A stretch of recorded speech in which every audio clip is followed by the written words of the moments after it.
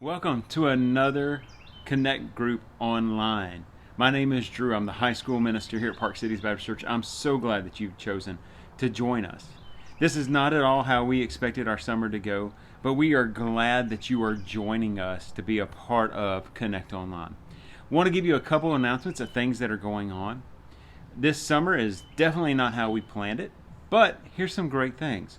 On Wednesday of this week, we're going to have an opportunity to gather together at Preston Hollow, a park just north of Northwest Highway, from 11 to 1. We've been doing this for the last couple of weeks. Bring your own lunch.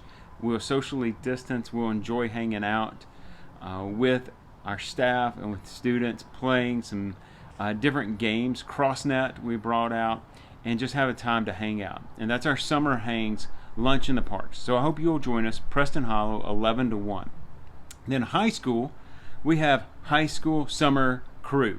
My front yard, 7:30 p.m. on Wednesday nights. We're walking through the book of Colossians, looking at it as to what it means. This week, Morgan will be teaching. And then finally, those that are entering into the class of freshmen for this fall, through our seniors for this fall, we are opening up our student leadership applications. Talk to myself, text myself or Morgan, and we would love to get you a link that will get you the student leadership application. So that's what's going on in our student ministry. I'm glad that you're joining us. Today we get to talk about some verses that I've really enjoyed studying over the last week. And so if you've got a Bible, jump over to John chapter 9. That's where we're going to be, John chapter 9. And so as you're turning there, I want to tell you and share with you a story about a young man that I got to know while I lived in Arkansas. His name was Jimmy. And Jimmy was a student in our ministry, but Jimmy was the student that came in, and he was in 7th grade at the time, going into 8th grade, and he came in and he would stand up against the wall. He would stay there for all of our Wednesday night worship and teaching time. He would stand against the wall. And one Wednesday night, I noticed Jimmy standing against the wall, and I just went over and talked to him. He was new into our ministry, didn't know a lot of people. I got to know him, got to talking to him, and it was just noticing him, going over and talking to him, and inviting him to be a part of what we were doing. That was so cool to be a part of. Fast forward about a year or two later, and Jimmy is with us serving the homeless in downtown Little Rock.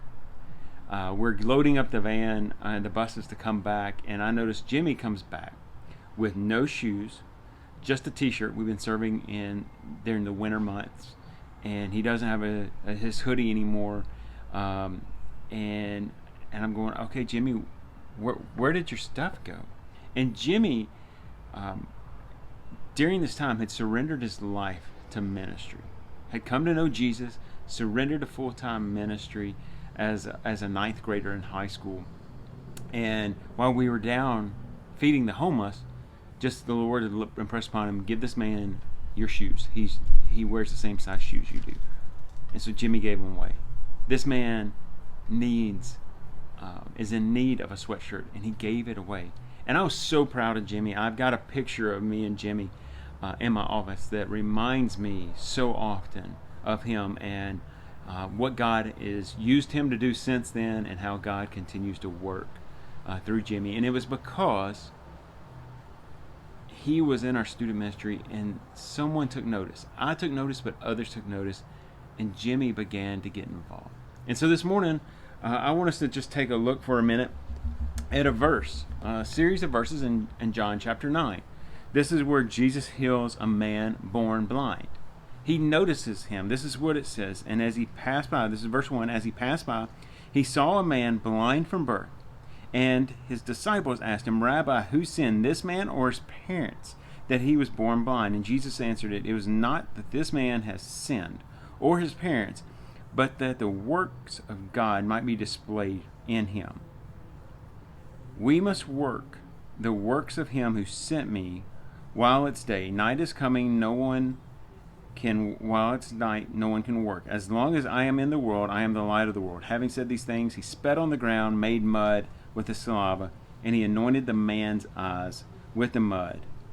And he said, go and wash in the pool of Siloam. So he went, and he came back seeing. Jesus noticed this man. It says it in verse 1. It says, he passed by, and Jesus saw this man. We've got to have eyes to see, ears to hear in our world. We can't just come to know Jesus. We can't dive in and say, hey, I'm all about Jesus, I'm a follower of Jesus, and then never notice anybody and never speak life into someone's life. We must engage them. But Jesus here noticed this man's life. There are people that are around our lives all the time. Even in this state of COVID, we come in contact with people that a lot of people don't notice. Maybe it's someone as you're walking into a store. Maybe it's someone in your neighborhood. Maybe you're the someone and you just want to be noticed. Let me say this. Jesus wants you to know he sees you. He wants us that are followers of Christ to see others.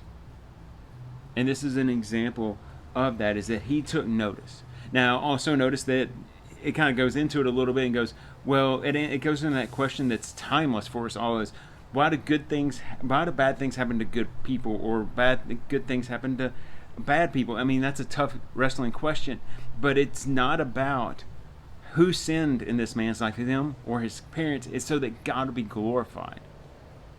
That is a tough answer to it, because we always want to know, why do bad things happen to good people? And it's not that God says, hey, I want the bad thing to happen. Just go back to the book of Job.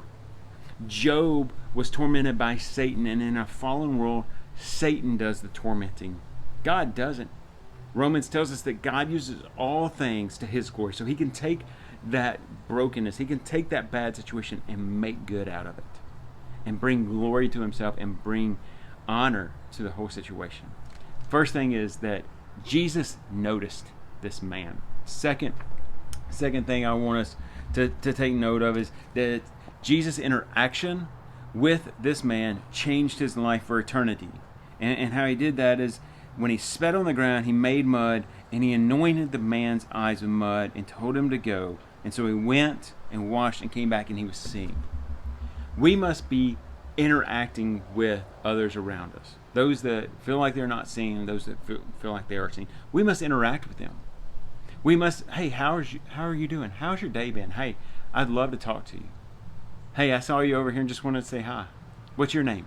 Starting those conversations, it can change to an eternity in someone else's life. He interacted with this man, and it changed his eternity. But Drew, it doesn't say that in the verse. No, it doesn't. But then if you dive into John chapter 9, verse 29 through 33, he's before the Pharisees, and they start asking him, well, you believe in this guy healed you? We don't even know where he comes from. He goes, it's funny, you don't know where he comes from, but he's working the works of God.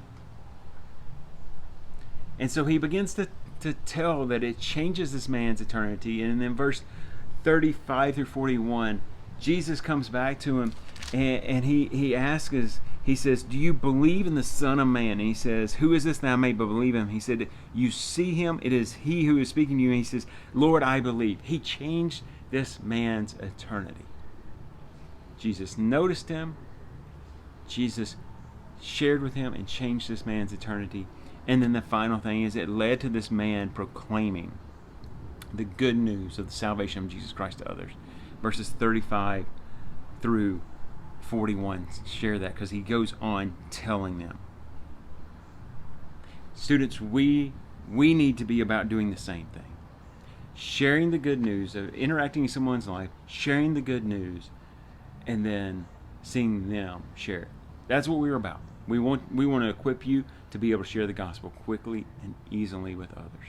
Here's a challenge I wrote down that I want us just to think about as you go into your Connect groups and as you watch this video. Over the next week, take notice of someone others don't. Let them know you see them and ask them how they are. Start a conversation and pray for them. Then come back in your Connect groups and share in a week. We'd love for you to share that. Text Morgan or myself or TJ, and we'd love to hear these stories. As a reminder as we close, July 5th, we do not have Connect groups. It's the 4th of July weekend, and so we are taking Connect groups off. We love you. We miss you. We can't wait to see you. Have a great day.